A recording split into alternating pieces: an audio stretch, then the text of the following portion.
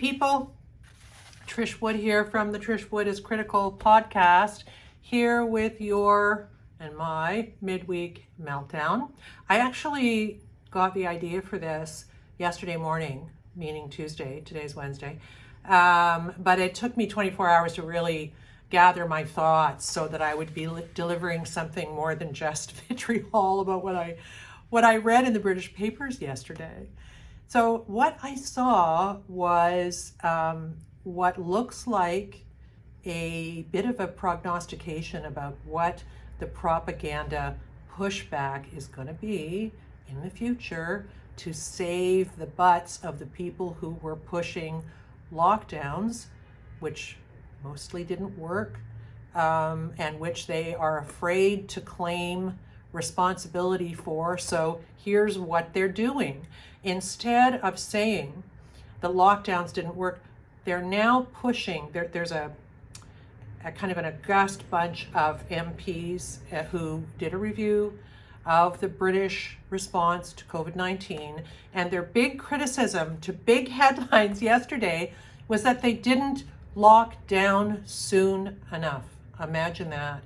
This has been my nightmare scenario from the beginning of this, because many of you have written to me, emailed me, and even some guests have said on the show, oh, there'll be, a royal commission or an inquiry, depending what country you live in, how they approach these things. And my sense of it was always, no, there won't. At least if there is one, it's not going to achieve anything, because they don't want to get to the truth. These commissions are never about getting to the truth, and we'll get into that in a minute. But let me just tell you more about Britain if you're not in Britain. I know we have a lot of British listeners, but for those who don't live there, Britain's kind of melting down now. Like it looks like all of the supply chain stuff that the lockdown skeptics talked about early on, like April of 2020, are coming true, right? They're predicting no food on the shelves for Christmas. There are massive lines for gas. It has been reported. There are huge supply chain issues. Lots and lots of stuff going on. Oh, inflation too, obviously, for the economy, like massive inflation, which we're now seeing in North America as well, right? These things were caused, they didn't come out of nowhere. They were caused by lockdowns. They were caused by the idea that the powers that be were so enamored with their public health officials, whose main goal was virus suppression, which is actually not doable, that they didn't care about the other damage they caused. Now the damage is coming home to roost, and the argument isn't we shouldn't have locked down, it's that we should have locked down sooner and harder. I mean, this is terrifying. And this propaganda pushback will be coming soon to a royal commission or an inquiry near you. So do not expect that the cavalry is going to ride up and expose what the news media have not, and put some of these experts under oath and make them explain what they did, why they did it, and how it worked out. Because there's lots of countries that didn't do it and they're doing just fine, or only did modified versions of it. So that was chilling for me, and a lot of smart COVID heretics. I don't mean people who don't believe that COVID exists. I don't mean that. Nor do I say there are people who are against all vaccines. No. So don't come for me on that. But there are people who have been really looking at the data and who probably believed, as I did and do, in the Great Barrington Declaration, where you protect the people who have statistically a data-driven probability that they're going to have a bad outcome from COVID. That makes sense. And you know what? If they'd done that in long-term care, we wouldn't have the near Holocaust of dead old people. Our beloved old people that we should cherish and love were left to die like dogs. Now, they do mention that in this report, so that's good too. But that's a bit of I think that's a misdirection. Like that's an easy one. Of course, that's terrible. You don't need a government inquiry to tell us that was a foobar, and in my view, criminal. I believe it's criminal. Bump it up to the Attorney General, and I will take seriously that you are taking this seriously. But to just make a complaint that we all were making anyway now is silly. The bigger issue, people, is that they are using this as a propaganda cover for the fact that lockdowns have trashed the economy, trashed people's lives, and now they're saying we needed more of them sooner and not less. So coming to a newspaper near you.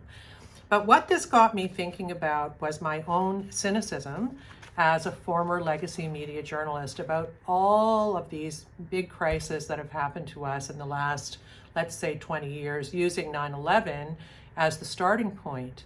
I was educated about this when the 9/11 Commission report was released in 2004. A lot of you may not remember the actual details of this, but it was a very, very, very big deal. It was the document, it was the inquiry that was going to give us answers about how this terrible thing happened on 9/11 and why the American intelligence agencies seem to fail so miserably. How could these hijackers have done it and been in the country and got on the airplanes? How did all of that happen, right? We got none of that. Let me just tell you, we got none of that. What we got was a fairy story designed to create a kind of a soft bath of letting the power elites off the hook. It was extraordinary. It was written like a novel. It was hailed by the big deal people in the legacy media who set the agenda as a magnificent achievement. They all weighed in on how wonderful this thing was. David Brooks hailed its moral aura on PBS's NewsHour with Jim Lehrer. The president himself called it very constructive. And by mid-August of that year, 630,000 copies priced at $10 had been sold. People really wanted this. People needed some kind of moral framework with which to look through this very tragic event. I'm Canadian, and I will tell you that when I remember the day so very clearly. I then went on to write a book about the Iraq War, which was a result of 9/11, wrongheadedly. And I'm still moved by those terrible pictures. I love New York. It's one of my favorite cities. I always wanted to live there. So obviously I'm not American. I didn't feel it the same way, but I felt for our American brothers and sisters. We're your closest ally. So I was waiting for this, but I also knew that there were many, many terrible things that had leaked out about President Bush's performance and how this thing went down. And I thought, are they going to reveal those things? Remember, he didn't even want to be part of this commission inquiry. Remember that. He wasn't going to testify for a while. And why was that? Well, this brilliant piece by Benjamin DeMott, he's now deceased, unfortunately, or I'd be booking him on the Critical podcast. It's called Whitewash as Public Service. And this is what you get from the power elites when they don't want you to know the truth of what happened in a crisis. And I'm bringing this to your attention now with some detail, because this is exactly what they will try to do around COVID-19 policies that have ruined the world and killed many people, broken many hearts, wrecked economies, and created, in my view, a kind of mass psychosis and mental illness, which is a bell that may never be unrung. I mean, the tragedy from these policies is almost unspeakably huge. And if you guys think that we're going to call together a bipartisan committee to work this out, that's not going to happen. And this report on 9/11, which you would think would be the best, the most detailed, the most honest, the most morally invested document about that time, this document tells me, and it should tell you, that even if there were an inquiry, it's not about truth finding. None of these things are about truth finding anymore. I want to read to you a little bit about what Dr. DeMott said in this piece that I cannot tell you how life-changing it was for me. It was on the cover of Harper's. Amazing, right? You never see this on Harper's now, but that was back in the day when it did really, really thoughtful and good journalism. He says in the piece that he shared the anticipation in looking forward to this thing coming out. And he believed that it had to be the real thing, that some 2,500,000 pages of documents had been reviewed, 1,200 knowledgeable persons interviewed in 10 countries, 20 long months with a staff close to 80, and then 10 commissioners, 5 Republicans and 5 Democrats, ex-senators, governors, and all blah, blah, all signed on. Big time lawyers, all big bipartisan. Got to be fair, got to be true, right? What a lie. So there were tons and tons of hearings that went on, some of them public and some of them not. Let me just read you what the promise of this document was. Answers in return for serious intention. In the preface, Thomas Keene, one of the commissioners, and Lee Hamilton claimed that the body of the text would identify lessons learned from the long stretch of study, interviews, debate, and meditation. The implicit guarantee was that ahead lay a work of analysis addressed to an intelligent, democratic citizenry, right? This is from Dr. DeMott saying this. An inventory of possible causes of the tragedy, followed by a reasoned out, sober set of judgments about which of these causes were more plausible. And then he says, Dr. DeMott says, that promise was not kept. The plain, sad reality is that the 9/11 Commission report, despite the vast quantity of labor behind it, is a cheat and a fraud.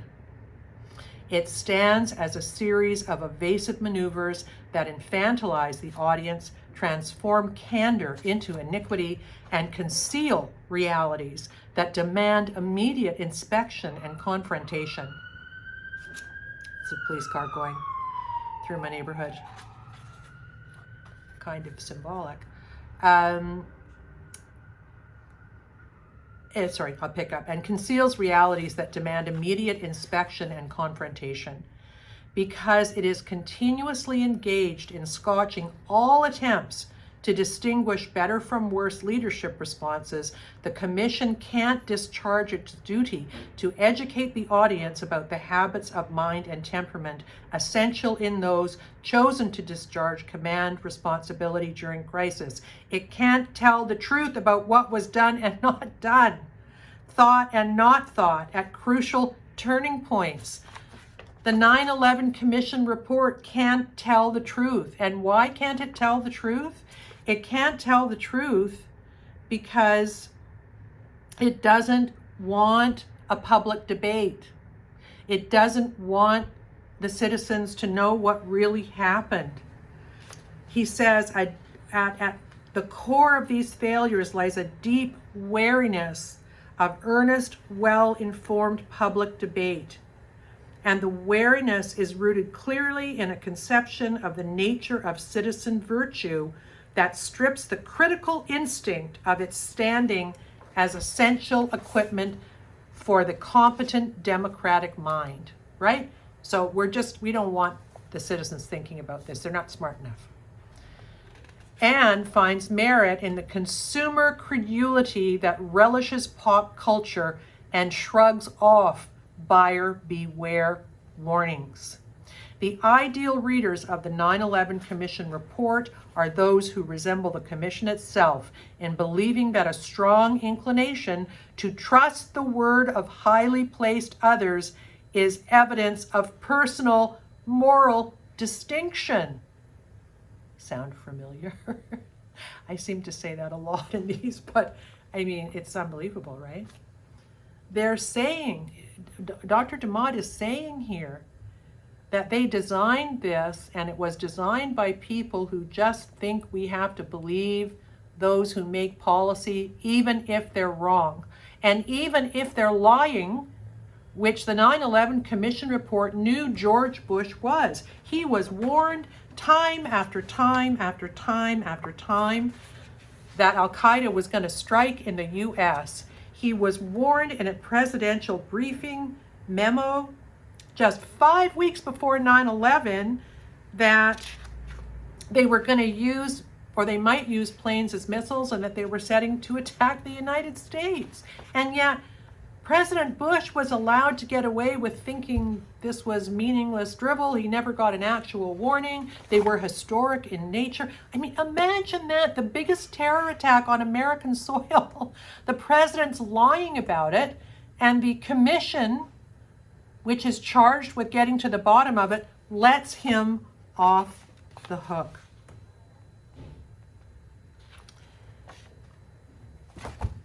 That's shocking, right? So I want to say to my dear listeners and the community that has grown up around this show, Trish Wood is Critical, that I know that many of you are hoping that there will be a time when the bottom is gotten to on COVID. I guarantee you it is not going to happen. You need to understand that now. You can demand it all you want, and they may give in and have one, but they are never going to out themselves. They are never going to out the scientists who did this. Neither are the science publications, because they're in it up to their necks. So it's just not going to happen. And this is the result. He says here that this document swept questions of presidential character off the table, presenting the commission's equivocation as a result not of cowardice, but of rational recognition of the power of the contingent, imponderable and impersonal in human life. What the commissioners had to supply amounted to an alibi, both for the president and for themselves. And of course, we know what happened after this. What happened after 9/11 was this misbegotten move into Iraq, also based on a lie. There were no weapons of mass destruction. They knew there were no levels of weapons of mass destruction. They knew that. Colin Powell knew it when he got up and said it in front of the UN. He knew there was no weapons of mass destruction. So, and no one paid a price. No one apologized. There's been no inquiry into that either. The media totally supported it. There were a few naysayers like Phil Donahue. He got canned from MSNBC for questioning the weapons of mass destruction story. That's the way it goes. Nobody apologized for WMD.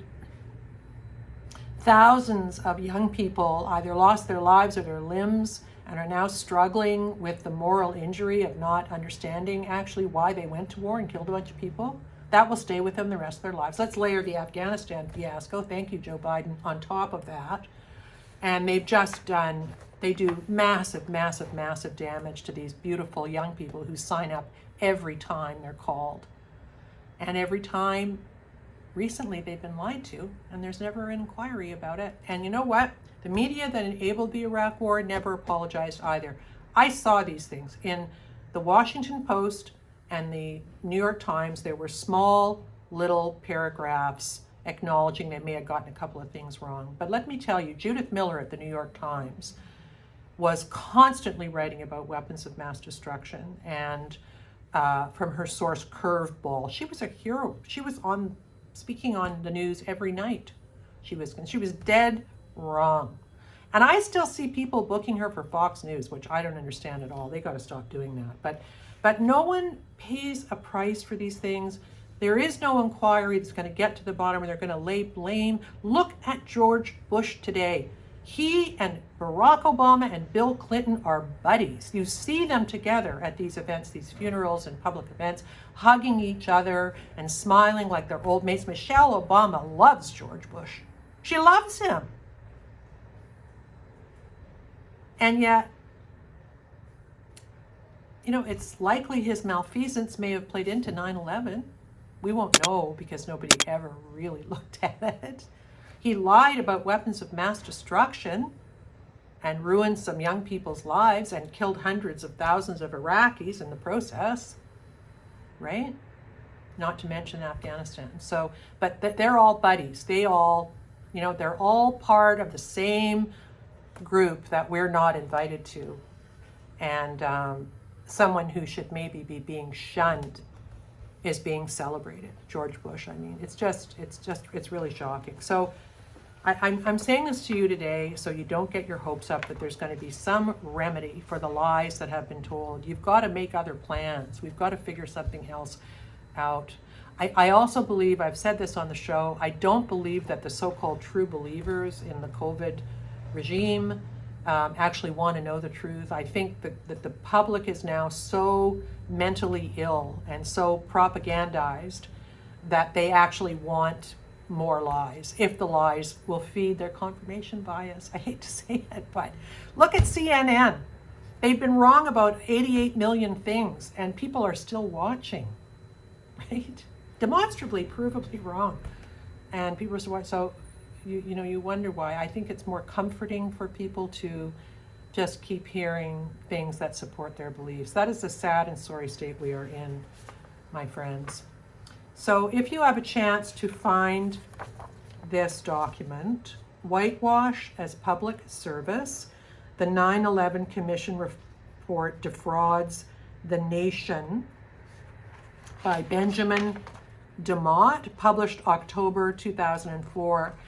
It's floating around the internet. I got it from something called Visibility 911 Podcast, www.visibility911.org. I don't know anything about this website, but I do know they have a full copy of this with the Harper's cover and everything. Amazing that Harper's ran this. They would never do this about COVID today, not in a million years. But, props to them. So you should read it. And, I don't mean to be Debbie Downer with you, but we've got to be thinking critically and realistically. That's all we've got, people. We have each other, and we have the ability to continue to think critically.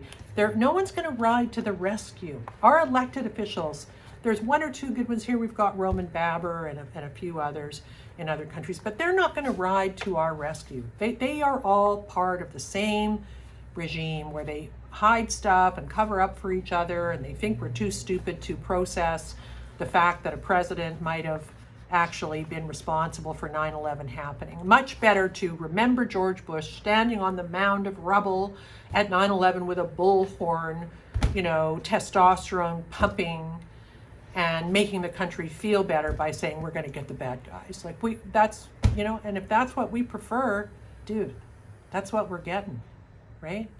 And I don't know how we ever change that, but they are not coming to help us. Make no mistake. Let me just read you this last bit. You should get it though and read the whole thing. The hostility to critical thought is evident, of course, in this remarkable vehemence of the Commission's assault on the blaming sensibility, its multifariousness, its canniness, the powerful synchrony between it and the nation's ever-increasing hunger for the upbeat and the positive. But almost equally telling is the decision not to treat the audience as citizens with minds to be challenged, but regularly as children with a taste for fairy tales. Isn't that clever? And we have had a taste for fairy tales for much too long, but we don't do that on the Trish Wood is Critical podcast. So if you're not listening to us on the podcast, which drops on Friday night, you should be, because we don't deal in fairy tales there at all.